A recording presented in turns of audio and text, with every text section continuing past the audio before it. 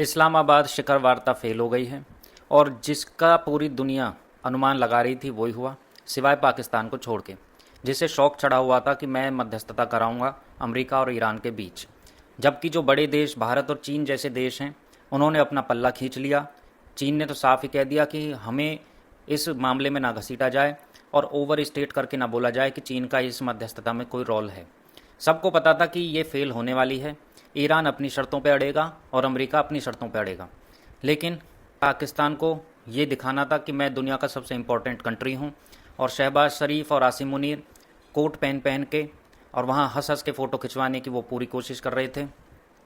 शहबाज शरीफ तो प्रधानमंत्री मोदी की नकल करते हैं अब जहाँ भी वो जाते हैं। उनकी जो पर्सनैलिटी है वो देख के लगता है कि ये कोई सीजन्ड पॉलिटिशियन नहीं है, बिल्कुल एक दबे से, दब्बू से, कायर से वो दिखते हैं।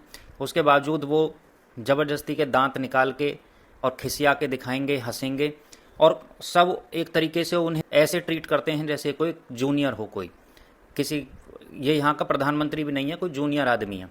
और वो बड़े हंस हंस के एक्टिंग से करके दिखाएंगे, और जबकि दिख रहा है कि उनकी बॉडी लैंग्वेज से दिख रहा है कि वो बड़े प्रेशर से में रहते हैं, बड़े दब्बू से, कायर से दिखते हैं वो। पाकिस्तान जो यहाँ पर बहुत बड़ी एक क्रेडिट लेना चाह रहा था, बहुत ज़्यादा नंबर लूटना चाह रहा था, वो तो इसमें उसकी किरकिरी हो ही गई, मारा गया वो। और उसने जब ये सीज़ फायर हो गई उसके बाद एक टुकड़ी सऊदी अरब में भेज दी। वहाँ अपने करीब उसने 10, 12, 13 हज़ार सैनिक भेज दिए हैं और कुछ इंटरसेप्टर्स वगैरह भेज दिए हैं। अब वो ये दिखा रहा है सऊदी अरेबिया को कि तुम्हारा और मेरा डिफेंस पैक्ट बिल्कुल इंटैक्ट है और मैं तुम्हारे डिफेंस के लिए बिल्कुल प्रतिबद्ध हूँ, कमिटेड हूँ।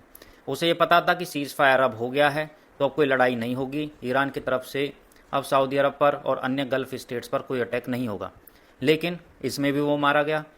ये जो वार्ता है इस्लामाबाद वार्ता, ये तो फेल हो ही गई है। और सीज़ फायर भी कब टूट जाए, कब कौन सा कंट्री एग्रेसिव पोस्चरिंग कर दे, कब फिर से गोलियां और मिसाइलें चल जाएं, कुछ नहीं पता। ऐसे में अब क्या वो टुकड़ी सऊदी अरब का डिफेंस करेगी? अगर ईरान की तरफ से फिर से मिसाइलें चल गई सऊदी अरब के ऊपर तो क्या अब पाकिस्तान की वो टुकड़ी लड़ेगी? तो अब पाकिस्तान बुरी तरीके से फंस चुका है। और यहीं पर डिफरेंस नज़र आता है, जो बड़े कंट्री होते हैं, जो ग्रेट पावर्स होती हैं जैसे कि इंडिया, चाइना, और जो बहुत छोटे से कंट्री होते हैं जैसे कि पाकिस्तान, जो हर चीज़ में बस क्रेडिट लूटने की कोशिश करते हैं, तो उनकी फॉरेन पॉलिसी में और उनके माइंड सेट में ये डिफरेंस यहाँ पर ऐसे बड़े इवेंट्स में दिख जाता है।